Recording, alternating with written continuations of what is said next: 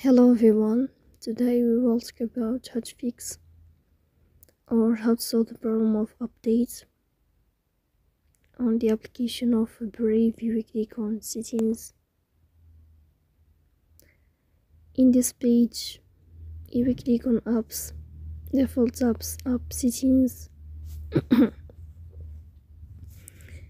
In this list you will search about the application of Brave.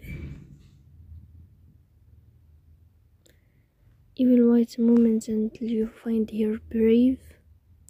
Then this page of app info, you will click on first stop and you will click OK.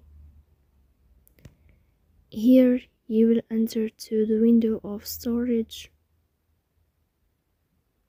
Then you will click on clear cache, but pay attention, don't click clear data because that can delete your account, so please don't forget.